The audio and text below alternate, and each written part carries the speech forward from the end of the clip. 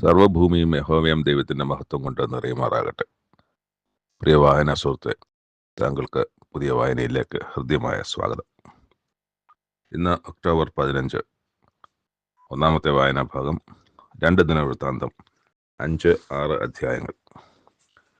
ഇപ്പം നമ്മൾ കാണുന്നത് ആലയത്തിൻ്റെ പണി തീർന്നു. അതുപോലെ തന്നെ ദാവീദ് ഉണ്ടാക്കി വച്ചിരുന്ന വിശിഷ്ടമായ വസ്തുക്കളൊക്കെ ദേവാലയത്തിൻ്റെ ഭണ്ഡാരഗ്രഹങ്ങളിൽ കൊണ്ടുവച്ചു. ഇനി കൊണ്ടുവരേണ്ടത് നിയമപെട്ടകമാണ്. നിയമപെട്ടകം ഇപ്പോൾ സിയോൻ എന്ന ദാവീദിൻ്റെ നഗരത്തിൽ നിന്ന് കൊണ്ടുവരണം. അത് കൊണ്ടുവരാൻ അവർ തീരുമാനിക്കുന്ന 7-ാം മാസത്തിലാണ്. 7-ാം മാസം എന്ന് പറയുന്നത് ഉത്സവത്തിൽ. 7-ാം മാസം എന്ന് പറഞ്ഞാൽ യഥാനീം എന്നാണ് ബൈബിളിൽ. തിഷ്രി എന്ന് പറയുന്ന ബൈബിളിൽ യഥാനീം എന്ന് പറയുന്ന 7-ാം മാസം. 7-ാം മാസത്തിൽ ഉത്സവത്തിൽ.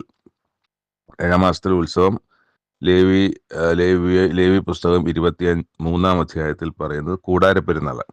ഇത് കൊയ്ത്ത് ഉത്സവം എന്നും ഈ പെരുന്നാളിനെ അല്ലെങ്കിൽ ഈ ഉത്സവത്തെ പറയുന്നുണ്ട്.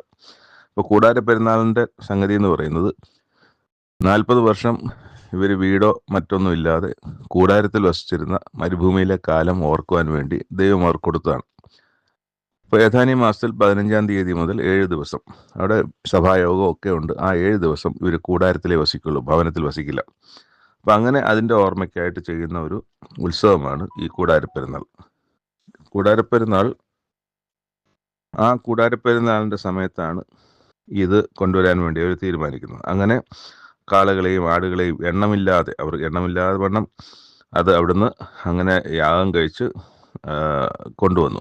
അപ്പം ഇപ്പോൾ ഈ പെട്ടകത്തിനകത്ത്, മുമ്പ് നമുക്കറിയാം, പെട്ടകത്തിനകത്ത് മന്ന ഇട്ട് വെച്ചിരുന്ന പാത്രം, അഹരോൻ്റെ തളിർത്ത വടി, 2 കൽപ്പലകകൾ ഒക്കെ ഉണ്ടായിരുന്നു. ഈ കൽപ്പലകയിൽ ദൈവത്തിൻ്റെ 10 കൽപ്പനകളായിരുന്നു. ഇപ്പോൾ അതിനകത്ത് ഈ 2 കൽപ്പനയല്ലാതെ മറ്റൊന്നും ഉണ്ടായിരുന്നില്ല എന്നും നമുക്കവിടെ രേഖപ്പെടുത്തിയിരിക്കുന്നു. പിന്നെ അവിടെ സംഗീതക്കാരായ എല്ലാവരും ചേർന്ന് സംഗീതം ഒക്കെ പറഞ്ഞു. വീണകൾ, കിന്നരങ്ങൾ പിടിച്ച് യാഗപീഠത്തിന് കിഴക്കുവശത്ത് കാഹളം ഊതുന്നതിനെ കുറിച്ചൊക്കെ നമ്മളതിനകത്ത് വായിക്കുന്നുണ്ട്. പാടുന്ന ഇതാണ്: അവൻ നല്ലവനല്ലോ, അവൻ്റെ ദയ എന്നേക്കുമുള്ളത്. ഇതാണ് വീണ്ടും വീണ്ടും ആവർത്തിച്ച് പാടുന്നത്. അവൻ നല്ലവനല്ലോ, അവൻ്റെ ദയ എന്നേക്കുമുള്ള എന്ന് ഏകസ്വരമായി കേൾക്കുമാറ് യഹോവയെ വാഴ്ത്തി സ്തുതിച്ചു. അവർ ഉച്ചത്തിൽ പാടി യഹോവയെ സ്തുതിച്ചപ്പോൾ യഹോവയുടെ ആലയമായ മന്ദിരത്തിൽ മേഘം നിറഞ്ഞു. അപ്പം മേഘം നിറയുകയാണ് ദൈവത്തിൻ്റെ. അത് നമ്മൾ ഈ മേഘത്തെ സംബന്ധിച്ച് മരുഭൂമിയിലെ യാത്രയിലും നമ്മൾ കാണുന്നുണ്ട്, ദൈവത്തിൻ്റെ കൂടാരത്തിലൊക്കെ, അല്ലെങ്കിൽ മേഘത്തെ സംബന്ധിച്ച്.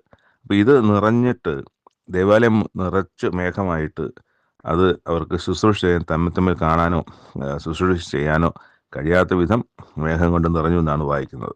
ഇനി 6-ാമത്തെ അധ്യായത്തിൽ ശലോമോൻ ജനത്തോടും ദൈവത്തോടും സംസാരിക്കുന്ന വളരെ ദീർഘമായ ഒരു ഭാഗമാണ്.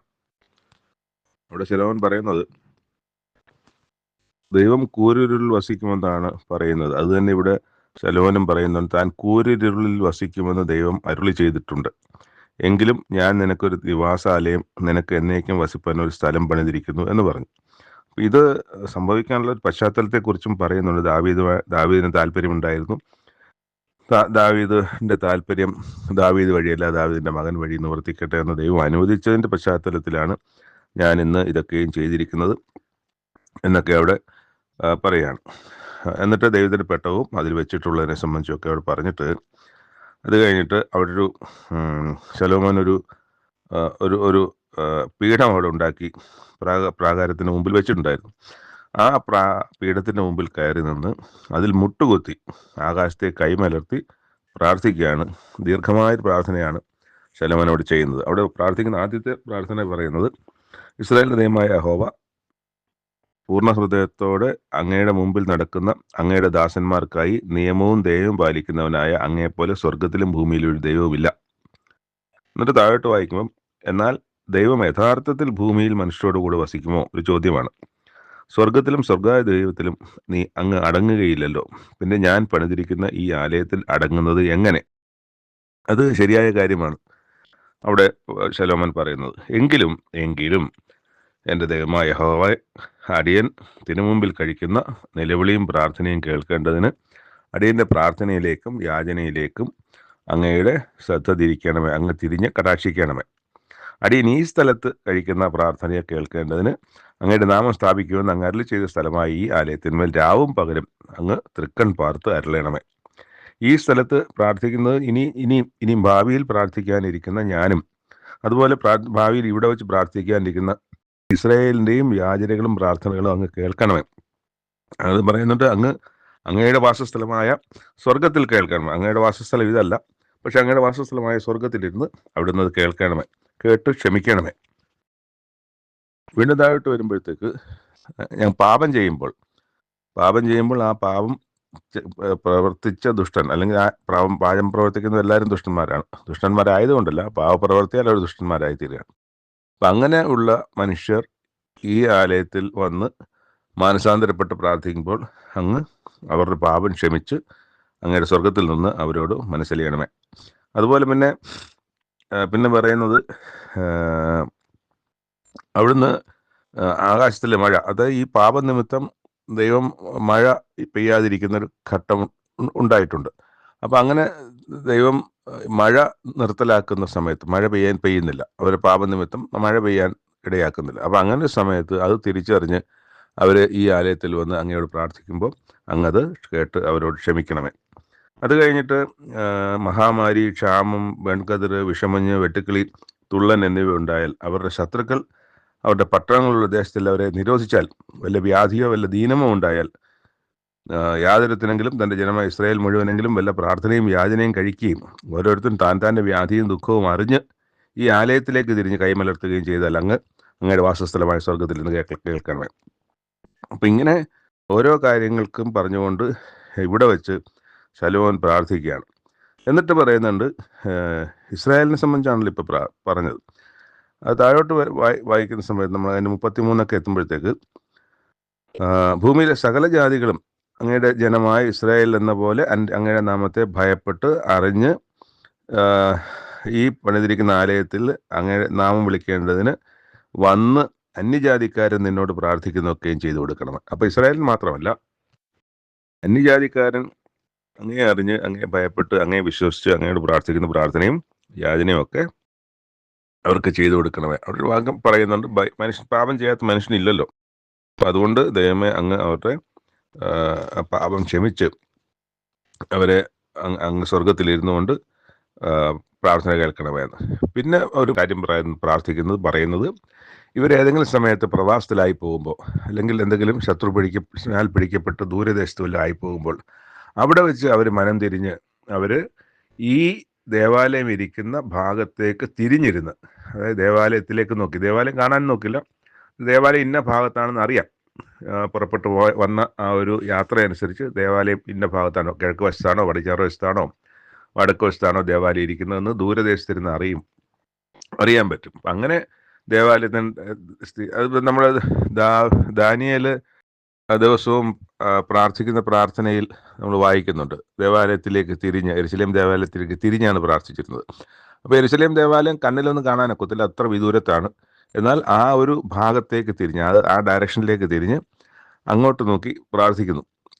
അപ്പം അതുപോലെ അങ്ങനെ പ്രാർത്ഥിക്കുമ്പോൾ അങ്ങയുടെ വാസസ്ഥലമായ സ്വർഗത്തിലിരുന്ന് അവരുടെ യാചനകളും പ്രാർത്ഥനകളും ഒക്കെ കേട്ട് അവർക്ക് ന്യായം പാലിച്ചു കൊടുക്കണമേ, അവർ ചെയ്ത പാപം ക്ഷമിക്കണമേ, അവരുടെ രാജ്യത്ത് അവരുടെ ദേശത്ത് മടക്കി വരുത്തണമേ. ഇതൊക്കെയാണ് എന്നിട്ട് അവസാനം അവിടെ പറയുന്ന പ്രാർത്ഥനകൾ. എന്നിട്ട് അവസാനം, യഹോവേ ദൈവമേ, അങ്ങയുടെ അഭിഷിക്തൻ്റെ മുഖം ത്യജിച്ച് കളയരുത്, അങ്ങയുടെ ദാസനായ ദാവീദിനുള്ള കൃപകളെ ഓർക്കണമേ. അപ്പോൾ ആ ദാസനായ ദാവീദിനോട് അങ്ങ് പറഞ്ഞ കാര്യങ്ങൾ അങ്ങ് ഓർത്ത് ഈ ജനത്തിനും എനിക്കും തലമുറകൾക്കും ഒക്കെ ചെയ്യണമേ എന്നുള്ള പ്രാർത്ഥനയാണ് അവിടെ പ്രാർത്ഥിച്ച് അവിടെ പ്രാർത്ഥന അവസാനിക്കുകയാണ്. നമ്മൾ 7-ാമത്തെ അധ്യായം വായിക്കുമ്പോൾ കാണുന്നത്, ശലോമോൻ പ്രാർത്ഥിച്ച് കഴിഞ്ഞപ്പോൾ ആകാശത്തിൽ നിന്ന് തീ ഇറങ്ങിയെന്നാണ്. അപ്പം അത് നാളത്തെ വായനയിലുള്ളതാണ്. അവിടെ പ്രാർത്ഥന കഴിഞ്ഞു. അത്ര ഹൃദയസ്പർശിയായ ആവശ്യബോധത്തോടു കൂടിയുള്ള ഒരു പ്രാർത്ഥനയാണ്.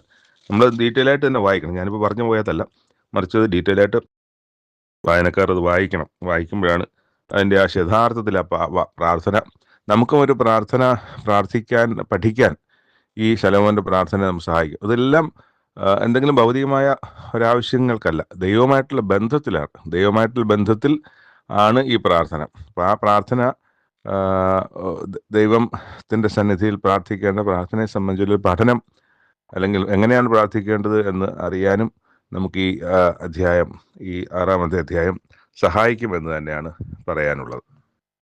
ഈ പ്രാർത്ഥനയിൽ പ്രത്യേകം ശ്രദ്ധിക്കേണ്ട ഒരു കാര്യം, ശലോമോൻ്റെ ആവശ്യങ്ങൾക്ക് വേണ്ടിയല്ല പ്രാർത്ഥിക്കുന്നത്, ശലോമോൻ മറ്റുള്ളവർക്ക് വേണ്ടിയാണ് പ്രാർത്ഥിക്കുന്നത് എന്നുള്ളതാണ്.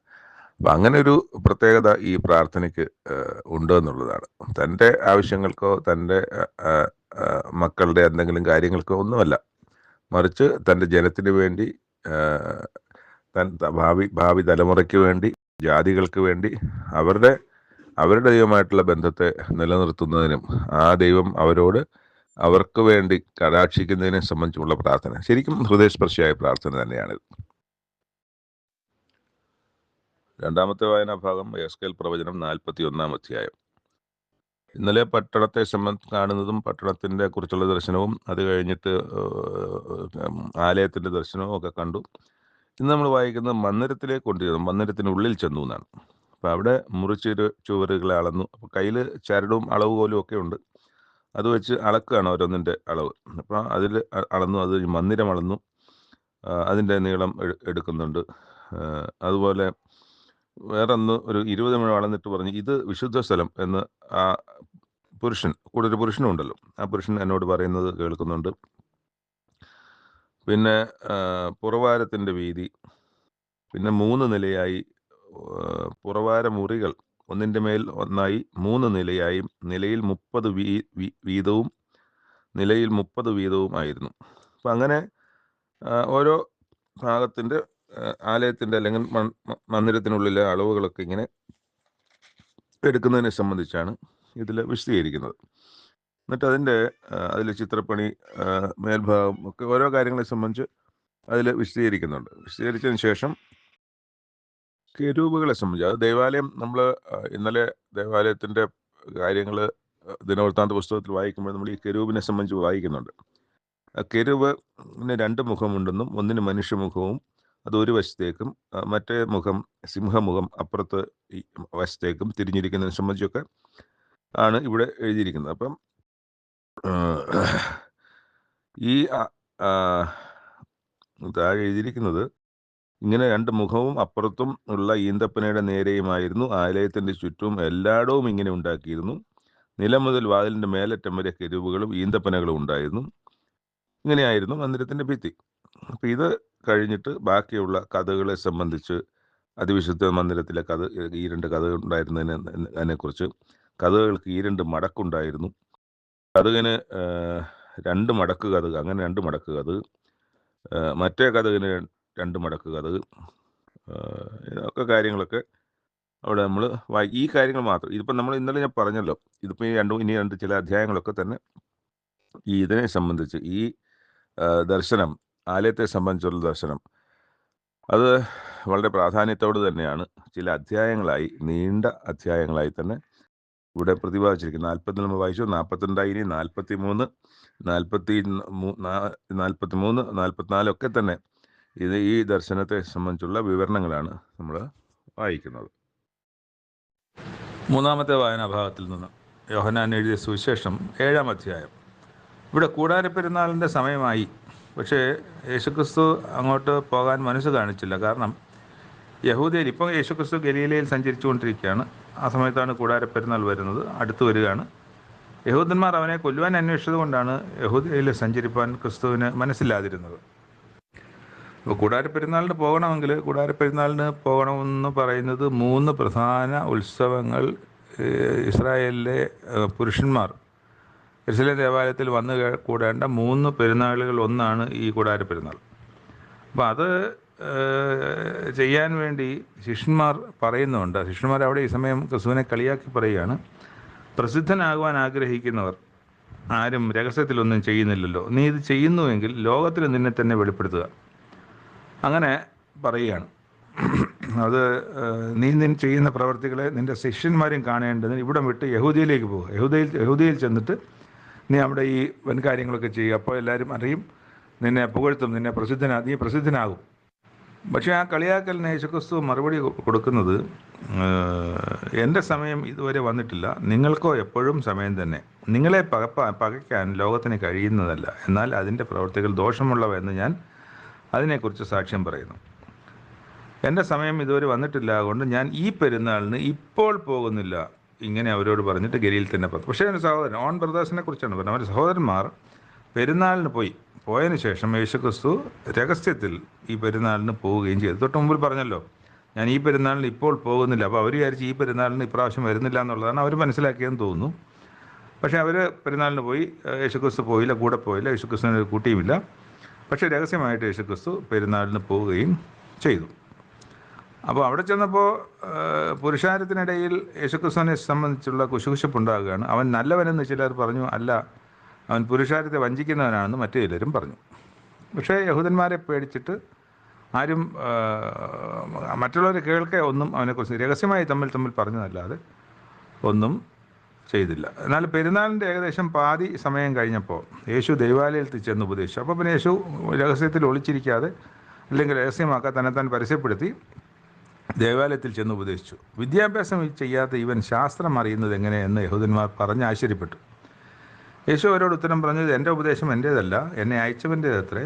എൻ്റെ ഇഷ്ടം ചെയ്യുവാൻ, അവൻ്റെ ഇഷ്ടം ചെയ്യുവാൻ ഇച്ഛിക്കുന്നവൻ ഈ ഉപദേശം ദൈവത്തിൽ നിന്നുള്ളതോ ഞാൻ സ്വയമായി പ്രസ്താവിക്കുന്നതോ എന്ന് അറിയും. അപ്പോൾ ഇതൊക്കെയും പറയുന്നിട്ട് തന്നെ അയച്ചവൻ്റെ മഹത്വം അന്വേഷിക്കുന്നവൻ സത്യവനാകുന്നു, നീതികേട് അവനില്ല. അപ്പോൾ അവർ ഇത് കേട്ടിട്ട് പറയുകയാണ്, അതിന് പുരുഷാരം പറയാൻ, നിനക്കൊരു ഭൂതമുണ്ട്, നിന്നെ, അതിനു മുമ്പ് യേശുക്രിസ്തു പറയുന്നുണ്ട്, എന്നെ കൊല്ലുവാൻ നിങ്ങൾ അന്വേഷിക്കുന്നു എന്ന് പറയുന്നുണ്ട്. അപ്പം നിന്നെ ആര് കൊല്ലുവാൻ അന്വേഷിക്കുന്നു? നിനക്ക് ഭൂതമുണ്ട്, അതുകൊണ്ടാണ് നീ ഇങ്ങനെയൊക്കെ പറയുന്നത്. യേശു അവരോട് പറഞ്ഞു, ഞാനൊരു പ്രവൃത്തി ചെയ്തു. അതായത് ഒരു ശവത്തിന് ഒരാളിനെ സൗഖ്യമാക്കിയ പ്രവൃത്തിയെക്കുറിച്ചാണ് പറയുന്നത്. കഴിഞ്ഞ ദിവസത്തെ നമ്മൾ വായിച്ചില്ല, 6-ാമത്തെ അധ്യായത്തിൽ. ഞാനൊരു പ്രവൃത്തി ചെയ്തു, അതിങ്കൽ നിങ്ങൾ എല്ലാവരും ആശ്ചര്യപ്പെടുന്നു. മോശ നിങ്ങൾക്ക് പരിച്ഛേദന നിയമിച്ചിരിക്കാൻ അത് മോശയുടെ കാലത്തല്ല, പിതാക്കന്മാരുടെ കാലത്ത് അത്രേ തുടങ്ങിയത്. നിങ്ങൾ ശബത്തിൽ മനുഷ്യനെ പരിച്ഛേദന കഴിക്കുന്നു. മോശയുടെ ന്യായപ്രമാണത്തിൽ നീക്കം വരാതിരിപ്പാൻ ശബത്തിലും മനുഷ്യൻ പരിച്ഛേദന കേൾക്കുന്നു. എങ്കിൽ ഞാൻ ശബത്തിൽ ഒരു മനുഷ്യനെ മുഴുവൻ സൗഖ്യമാക്കിയത് കൊണ്ട് എന്നോട് ഈർഷ്യപ്പെടുന്നത് എന്തിന്? കാഴ്ചപ്രകാരം വിധിക്കരുത്, നീതിയുള്ള വിധി വിധിപ്പിൻ. അപ്പോൾ ശബത്തിൽ സൗഖ്യം കൊടുത്തു എന്നുള്ളതാണ്, അല്ലെങ്കിൽ ഒരു രോഗസൗഖ്യം കൊടുക്കുന്ന വൈദ്യന്മാരാണ്, അല്ലെങ്കിൽ ഡോക്ടർമാരാണ്. ആ തൊഴിൽ ചെയ്യരുതെന്ന അർത്ഥത്തിലാണ് അവർ അത് പറയുന്നത്. പക്ഷേ അന്ന് ശബത്തിൽ പരിശോധന കഴിക്കുന്നുണ്ട്, ഒരു ആട് കുഴിയിൽ വീണാൽ എടുക്കുന്നുണ്ട്, ഇതൊക്കെ ചെയ്യുന്നുണ്ട്. എന്നാൽ പിന്നെ ഒരു അസുഖമായി ബാധിച്ച ഒരുവനെ സൗഖ്യമാക്കുന്നത് എന്നോട് എന്തിനാണ് ദേഷ്യപ്പെടുന്നതെന്നാണ് ചോദിക്കുന്നത്. അപ്പോൾ അവിടെ യേശുക്രിസ്തുവിനെ സംബന്ധിച്ച് വേറെയും കാര്യങ്ങൾ നടക്കുന്നുണ്ട്. അവർ കൊല്ലുവാൻ അന്വേഷിക്കുന്ന ഇവനല്ലയോ, എന്നിട്ടും അവൻ ധൈര്യത്തോട് സംസാരിക്കുന്നുവല്ലോ, ആരും അവനോടൊന്നും പറയുന്നില്ലല്ലോ എന്നൊക്കെ അവർ പറയുന്നുണ്ട്. എന്നിട്ട് പറയുന്നത്, ക്രിസ്തു വരുന്നത് എവിടെ നിന്നാണെന്ന് നാം അറിയും, പക്ഷേ ഇവൻ എവിടെ നിന്നാണെന്ന് നമ്മൾ അറിയുന്നില്ലല്ലോ എന്നും അവർ പറയുന്നുണ്ട്. അവിടെ ക്രിസ്തു അതിനുള്ള മറുപടിയും കൊടുക്കുന്നുണ്ട്. നിങ്ങൾ എന്നെ അറിയുന്നു, ഞാൻ എവിടെ നിന്നും അറിയുന്നു. ഞാൻ സ്വയമായിട്ട് വന്നവനല്ല, എന്നെ അയച്ചവൻ സത്യവാനാകുന്നു, അവനെ നിങ്ങൾ അറിയുന്നില്ല. അതുകൊണ്ടാണ് എന്നെ അറിയാത്തത്. ഞാൻ അവൻ്റെ അടുക്കൽ നിന്ന് വന്നതുകൊണ്ടും അവൻ എന്നെ അയച്ചത് കൊണ്ടും ഞാൻ അവനെ അറിയുന്നു എന്ന് പറയുന്നുണ്ട്. അവിടെ പിടിപ്പാൻ അന്വേഷിച്ചു, യേശുക്രിസ്തുവിനെ പിടിക്കാൻ നോക്കി. പക്ഷേ യേശുക്രിസ്തുവിൻ്റെ നാഴിക, അവിടെ എഴുതി യേശുക്രിസ്തുവിൻ്റെ നാഴിക സമയമാകാത്തതുകൊണ്ട് ആരും യേശുക്രിസ്തുവിൻ്റെ മേൽ കൈവച്ചില്ല എന്നുള്ളതാണ്. അപ്പോൾ ചിലർ പറയാണ്, ക്രിസ്തു വരുമ്പോൾ ഇവൻ ചെയ്തതിൽ അധികം അടയാളം ആരെങ്കിലും ചെയ്യും, ഇവൻ ചെയ്തതിനേക്കാളും അത്ഭുതങ്ങൾ ആരെങ്കിലും, ഇനി ഇതിൻ്റെ കൂടുതൽ എന്ത് അത്ഭുതമാണ് ഇവൻ ചെയ്യാനുള്ളത്? അപ്പോൾ ചെയ്യാവുന്നതിൻ്റെ പരമാവധിയൊക്കെ ചെയ്തില്ല. ഇനി ക്രിസ്തു വരുമ്പോൾ ഇതിനേക്കാളും വലിയ അടയാളങ്ങൾ നമുക്ക് കാണാനില്ല. അപ്പോൾ ഇത് തന്നെയാണ് ക്രിസ്തു എന്ന് പറയുന്നവരും അക്കൂട്ടത്തിൽ ഉണ്ട്. പിന്നെ യേശുക്രിസ്തു തൻ്റെ മരണത്തെ സംബന്ധിച്ച് പറയുന്ന ഒരു കാര്യമുണ്ട്. ഇനി ഞാൻ കുറേ നേരം നിങ്ങളോടുകൂടി ഇരിക്കുന്നു, പിന്നെ എന്നെ അയച്ചവൻ്റെ അടുക്കൽ പോകുന്നു. നിങ്ങൾ എന്നെ അന്വേഷിക്കും, കണ്ടെത്തുകയില്ല താനും. ഞാൻ ഇരിക്കുന്നിടത്ത് നിങ്ങൾക്ക് വരുവാൻ കഴിയുകയുമില്ല. അത് കേട്ട് യഹൂദന്മാർ, നാം കണ്ടെത്താതെ വണ്ണം ഇവന് ഇവിടേക്ക് പോകാൻ ഭാവിക്കുന്നു. യവനന്മാരുടെ ഇടയിൽ പോയി, ചിതറിപ്പാർക്കുന്നവരുടെ അടുക്കൽ പോയി യവന്മാരുടെ കൂടെ ചെന്ന് അവരെ ഉപദേശിക്കാനാണ് അപ്പോൾ എന്നൊക്കെ ഇപ്പോൾ ചോദിക്കുന്നുണ്ട്. അപ്പോൾ ഉത്സവ ദിവസത്തിൻ്റെ അവസാന ദിവസം യേശു അവിടെ ഒരു പ്രസംഗം നടത്തുന്നുണ്ട്. ദാഹിക്കുന്നവരെല്ലാവരും എൻ്റെ അടുക്കൽ വന്ന് കുടിക്കട്ടെ, എന്നിൽ വിശ്വസിക്കുന്നവൻ്റെ ഉള്ളിൽ നിന്ന് തിരുവെഴുത്ത് പറയും പോലെ ജീവജലത്തിൻ്റെ നദികൾ ഒഴുകും എന്നൊക്കെയും വിളിച്ചു പറഞ്ഞു. അത് പറഞ്ഞത് തന്നിൽ വിശ്വസിക്കുന്ന ലഭിക്കാനിരിക്കുന്ന പരിശുദ്ധാത്മാവിനെ കുറിച്ചാണ്. ജീവജലത്തിൻ്റെ നദി ഒഴുകും എന്ന് പറയുന്നത്. യേശുക്രിസ്തു അന്ന് തേജസ്കരിക്കപ്പെടാത്തത് കൊണ്ട് പരിശുദ്ധാത്മാവ് വന്നിട്ടുമില്ല. അപ്പോൾ തേജസ്കരിക്കപ്പെട്ടതിന് ശേഷം അത് നമ്മൾ വായിക്കുന്നത് തേജസ്കരണം അല്ലെങ്കിൽ ഉയർത്തെഴുന്നേൽപ്പ് സംഭവിച്ചിട്ട് സ്വർഗത്തിലേക്ക് കയറിപ്പോകുന്നത് നമ്മൾ കാണുന്നത് അപ്പോസ്തല പ്രവൃത്തിയിൽ 1-ാം അധ്യായത്തിലാണ്. 2-ാം അധ്യായത്തിലാണ് നമ്മൾ ഈ പരിശുദ്ധാത്മാവിൻ്റെ വരവ് കാണുന്നത്. പരിശുദ്ധാത്മാവ് വന്ന് മാളിക മുറിയിൽ ഇരുന്നവരെല്ലാവരെയും പരിശുദ്ധാത്മാവ് നിറച്ചിട്ട് അവരെല്ലാവരും അന്യഭാഷകളിൽ സംസാരിക്കുന്നത് കാണുന്ന അവിടെയാണ്. അപ്പോൾ അതിനെക്കുറിച്ചാണ് ഇവിടെ. അവൻ തേജസ്കരിക്കപ്പെട്ടില്ല. തേജസ്കരിക്കപ്പെട്ടതിന് ശേഷമാണ്, അല്ലെങ്കിൽ ഉയർത്തെഴുന്നേറ്റ് നിത്യജീവൻ പ്രാപിച്ചതിന് ശേഷമാണ് യേശുക്രിസ്തു ഈ പരിശുദ്ധാത്മാവെന്ന ദാനം ഇവരിലേക്ക് വരുന്നത്. അവിടെ പറയുന്നത് അതാണ് ജീവജല നദികൾ എന്ന് പറയുന്നത്. ചിലർ പറഞ്ഞു, ഇതൊക്കെ കേട്ടിട്ട് ചിലർ പറഞ്ഞു ഇവൻ സാക്ഷാൽ ആ പ്രവാചകൻ. ഏത് പ്രവാചകൻ? മശിഹ, നമ്മൾ കാത്തിരിക്കുന്ന മശിഹ എന്ന പ്രവാചകൻ ഇവൻ തന്നെയെന്ന് പറഞ്ഞു. വേറെ ചിലർ പറഞ്ഞു ഇവൻ ക്രിസ്തു തന്നെ എന്നും. വേറെ ചിലർ ഗലീലയിൽ നിന്നോ ക്രിസ്തു വരുന്നത് എന്ന് ചോദിച്ചു. അപ്പോൾ ദാവീദിൻ്റെ പട്ടണമായ ബത്ലഹേമിൽ നിന്നല്ലേ മശിഹ വരുന്നത്? ഇവൻ ഗലീലക്കാരനല്ലേ? അപ്പോൾ ഗലീലിൽ നിന്നല്ലോ ക്രിസ്തു വരുന്നതല്ലേ മശിഹ വരുന്നത്? യഥാർത്ഥത്തിൽ ആ പ്രവചനം നിവൃത്തിയായി കഴിഞ്ഞു. അവൻ ബത്ലഹേമിൽ തന്നെയാണ് ജനിച്ചത്, ബത്ലഹേമിൽ നിന്നാണ് വന്നത്. പക്ഷേ അത് ഇവർക്ക് ബത്ലഹേമിൽ ജനിച്ച കഥയൊന്നും ഇവർക്ക് അറിയുന്നില്ല എന്നുള്ളതായിരിക്കണം സത്യം. പറഞ്ഞാൽ യേശുക്രിസ്തുവിനെ കുറിച്ചുള്ള കേട്ടുകേൾവികൾ തുടങ്ങിയിട്ട് 3 വർഷത്തോളമല്ലേ ആയുള്ളൂ. അപ്പോൾ ആ യേശുക്രിസ്തു ഗലീലയിൽ നിന്നാണ് വരുന്നത്. അതിനു മുമ്പുള്ള 10-30 വർഷത്തെ കാലത്തെ ചരിത്രമൊന്നും ആ ജനത്തെ അറിയാത്തത് കൊണ്ടായിരിക്കാം അവർ പറയും. അവിടെ തന്നെ എഴുതിയിട്ടുണ്ട്, ദാവീദിൻ്റെ സന്തതിയിൽ നിന്ന് ദാവീദ് പാർത്ത ഗ്രാമമായ ബത്ലഹേമിൽ നിന്നും ക്രിസ്തു വരുന്നു എന്ന് തിരുവെഴുത്ത് പറയുന്നില്ലേ? അപ്പോൾ ക്രിസ്തു വരുന്നത്, അല്ലെങ്കിൽ മശിഹ വരുന്നത്, ഇപ്പോൾ ഇവിടെ ക്രിസ്തു എന്നൊരു വാക്ക് വരാൻ കാരണം ഇത് യോഹന്നാൻ അല്ലെങ്കിൽ പുതിയ നിയമം എഴുതിയത് ഗ്രീക്ക് ഭാഷയിലായതുകൊണ്ടാണ്. ശരിക്ക് അത് മെസ്സിയ എന്ന വാക്കാണ് അവിടെ വരേണ്ടത്. പക്ഷേ ഇത് ഗ്രീക്ക് ഭാഷയിൽ എഴുതിയതുകൊണ്ടാണ് ക്രിസ്റ്റോസ് എന്ന വാക്കിൽ നിന്ന് ഇവിടെ ക്രൈസ്റ്റ് എന്ന വാക്ക് ഇവിടെ വരുന്നത്. അപ്പോൾ അത് ബത്ലഹേമിൽ നിന്നാണെന്നാണ് ഇവരും അത് തന്നെയാണ് അവരുടെ അറിവ്. പക്ഷേ യേശുക്രിസ്തുവിന് ബത്ലഹേമിൽ നിന്നുള്ളവനാണ് എന്നുള്ളത് ഇവർക്ക് അറിയുന്നില്ല എന്നുള്ളതാണ്. അവിടെ ചിലർ അവരെ പിടിപ്പാൻ ഭാവിച്ചു, പക്ഷേ ആരും അവൻ്റെ മേൽ കൈവച്ചില്ല. വേറെ ചിലർ പറയുന്നുണ്ട് ഈ മനുഷ്യൻ സംസാരിക്കുന്നത് പോലെ ആരും ഒരു നാളും സംസാരിച്ചിട്ടില്ല എന്ന് ചേകവർ പറഞ്ഞു വരുന്നു. ചേകവർ മഹാപുരോഹിതൻ്റെയും പുരുഷാരത്തിൻ്റെയും ഒക്കെ പരീശന്മാരുടെയും ഒക്കെ കൽപ്പന വാങ്ങിച്ച് അവനെ പിടിക്കാൻ വേണ്ടി പോയതാണ്. അപ്പോൾ പിടിച്ചുകൊണ്ട് വരാത്ത എന്തെന്ന് ചോദിക്കുമ്പോഴാണ് അവർ പറയുന്നത് ഈ മനുഷ്യൻ സംസാരിക്കുന്ന പോലെ ആരും ഒരു നാളും സംസാരിച്ചിട്ടില്ല എന്ന് പറഞ്ഞു. പരീശന്മാർ അവരോട്, ഓ നിങ്ങളും തെറ്റിപ്പോയോ? പ്രമാണികളിലാകട്ടെ പരീശന്മാരിലാകട്ടെ ആരെങ്കിലും അവനിൽ വിശ്വസിച്ചിട്ടുണ്ടോ? ന്യായപ്രമാണി അറിയാത്ത പുരുഷന്മാരോ ശപിക്കപ്പെട്ടവരാകുന്നു. അതുകൊണ്ട് അങ്ങനെ ആ ശപിക്കപ്പെട്ടവർ കൂട്ടത്തിലാണ് നിങ്ങൾ. കാരണം വെച്ചാൽ നിങ്ങൾ അവൻ്റെ ഉപദേശം കേട്ടിരിക്കുന്നു, നിങ്ങൾ അവനിൽ മയങ്ങിപ്പോയിരിക്കുന്നു. അതുകൊണ്ട് നിങ്ങൾ ന്യായപ്രമാണം അറിയാത്ത പുരുഷന്മാരുടെ കൂട്ടത്തിലാണ് നിങ്ങൾ ശപിക്കപ്പെട്ടവരാകുന്നു എന്ന് ഒരു ധാരണയിലാണ് അവരോട് പറയുന്നത്. അവരെ കളിയാക്കാൻ. അപ്പോൾ അവരിൽ ഒരുത്തനായി മുമ്പേ അവൻ്റെ അടുക്കൽ വന്നിരുന്ന നിക്കോദേമസ് അവരോട് പറഞ്ഞു, ഒരു മനുഷ്യൻ്റെ വാമൊഴി ആദ്യം കേട്ടു. അപ്പോൾ നിക്കോദേമസ് ആ കൂട്ടത്തിലുള്ളവനായിരുന്നു, പിടിക്കാൻ പോയവരുടെ കൂട്ടത്തിലുള്ള ഒരു ആളായിരുന്നു. അപ്പം അയാൾ പറഞ്ഞു, ഒരു മനുഷ്യൻ്റെ വാമൊഴി ആദ്യം കേട്ട് അവൻ ചെയ്യുന്നത് ഇന്നത് എന്ന് അറിഞ്ഞിട്ടല്ലാതെ നമ്മുടെ ന്യായപ്രമാണം അവന് വിധിക്കുന്നുവോ? അപ്പോൾ ന്യായപ്രമാണപ്രകാരം വിധിക്കണമെങ്കിൽ അവൻ്റെ വാമൊഴി കേട്ടിട്ട് വാമൊഴി കേൾക്കുകയും അവൻ്റെ വാമൊഴി പ്രകാരം അവൻ ചെയ്യുന്നത് എന്തെന്ന് അറിഞ്ഞിട്ടല്ലാതെ ന്യായപ്രമാണത്തെ പ്രകാരം വിധിക്കാൻ നമുക്ക് അധികാരമില്ല, അവകാശമില്ല എന്ന് പറയണം. അപ്പോൾ ആ നിക്കോദമസിനെയും അവർ കളിയാക്കും. നീയും ഗലീലക്കാരനാണോ? പരിശോധിച്ച് നോക്കുക, ഗലീലയിൽ നിന്ന് പ്രവാചകൻ എഴുന്നേൽക്കുന്നില്ലല്ലോ. അവരുടെ അറിവനുസരിച്ച് ബത്ലഹേമിൽ നിന്നാണ് മശിഹ വരേണ്ടത്. അവിടെ പറയുന്നത് ഗലീലയിൽ നിന്ന്. ഗലീല എന്ന് പറയുന്നത് അറിയാമല്ലോ. ഗലീല എന്ന് പറയുന്നത് വടക്കേ ഇസ്രായേലിലെ ഏറ്റവും നികൃഷ്ടമായ സ്ഥലമായി എണ്ണപ്പെട്ട ഒരു പ്രദേശമാണ് ഗലീല. അതുപോലെ തന്നെ ശമരിയ ഒക്കെ. അപ്പോൾ ജാതികളുടെ ഗലീല എന്നാണ് ഗലീലയെക്കുറിച്ച് പറയുന്നത് തന്നെ. അപ്പോൾ അവിടെ നിന്ന് ഗലീല എന്നൊരു സ്ഥലത്ത് നിന്നൊരു പ്രവാചകൻ പോലും എഴുന്നേക്കില്ല, പിന്നല്ലേ മശിഹ എഴുന്നേറ്റ് വരുന്നതെന്ന് പറഞ്ഞിട്ടാണ് ആ 7-ാം അധ്യായം അവസാനിക്കുന്നത്.